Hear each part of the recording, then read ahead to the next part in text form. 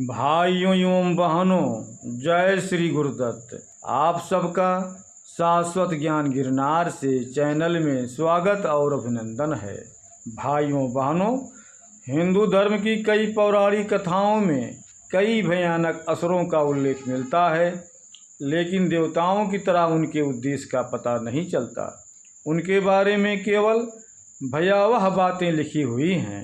ऐसे में मन कई बार सवाल आता है कि क्या राक्षस हमेशा से बुरे रहे? आखिर इन असुरों की उत्पत्ति कैसे, कहाँ और क्यों हुई? आइए जानते हैं।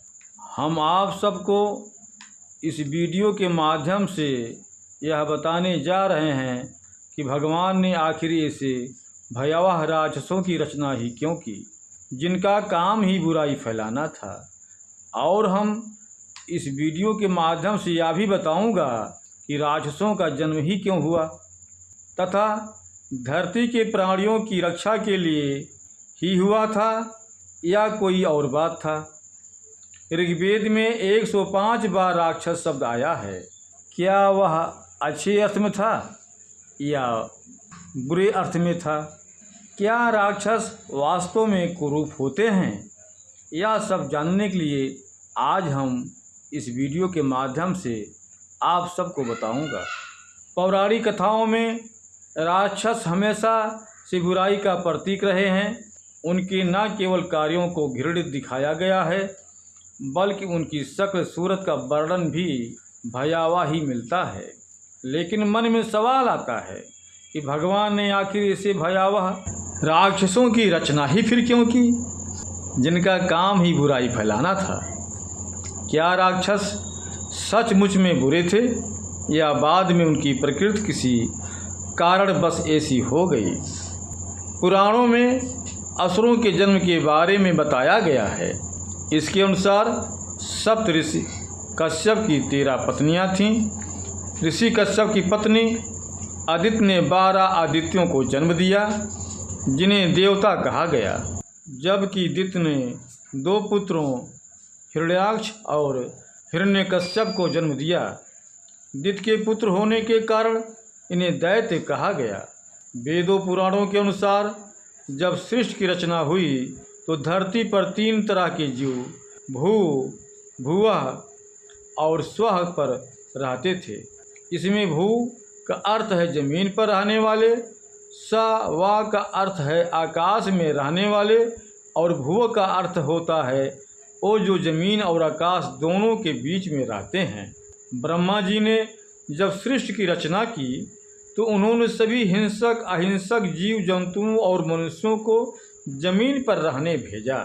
देवताओं को आकाश में रहने का आदेश दिया गया और राक्षसों को धरती के जीवों और देवताओं की रक्षा के लिए आकाश और जमीन के बीच में रहने के लिए भेजा गया।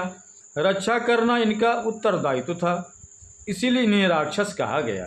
ऋग्वेद में 105 बार राक्षस शब्द आया है, और वह भी अच्छे अर्थ में। पहले राक्षस धरती और आकाश में रहने वाले प्राणियों की रक्षा करते थे, लेकिन धीरे धीरे इन राक्षसों में अपनी शक्ति और बल का अहंकार आने लगा, जिस कारण इन्होंने देवताओं और जीवों को परेशान करना शुरू कर दिया। उनकी इसी प्रवृत्ति के कारण बाद में ये राक्षस या दानव कहलाए। राक्षस का वर्णन बहुत ही भयावह किया जाता है, लेकिन वाल्मीकि रामायण में रावण के सौंदर्य के कारण दर्शाता है कि राक्षस सम्मोहक और रूपवान भी दिखते थे। रामायण में वाल्मीकि जी लिखते हैं कि जब प्रभु श्री राम का संदेश लेकर हनुमान जी लंका पहुंचते हैं तो पहली बार रावण को देखते ही वे उसके रूप पर मोहित हो जाते हैं। इसका मतलब यही है कि राक्षस भी बहुत सुंदर हुआ करते थे।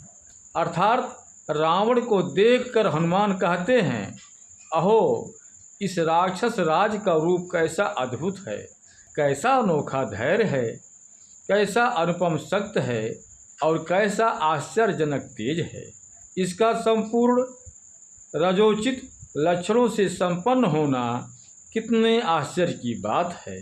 इसका मतलब यही होता है कि राक्षस भी इस आकाश और पृथ्वी की रक्षा करने के लिए ही परमात्मा ने उनकी उत्पत्ति की थी। लेकिन जब जब वो आगे बढ़ते गए, अपने तप के बल से, अपने इस स्वर्ग में आकर के राक्षस अहंकार में डूबते गए। राक्षसों का पतन उनके अहंकार के कारण ही हुआ। बाकी राक्षस कोई विशेष खराब परिस्थिति या स्थिति नहीं है, वो भी एक धरती पर और आकाश के बीच में एक समन्वय बनाने का माध्यम परमात्मा ने बनाया था। भाइयों बहनों, अब हम अपने शब्दों को यहीं पर विराम दूंगा। पुनः मिलेंगे अगले वीडियो में। जय श्री गुरुदत्त, जय श्री गुरुदत्त।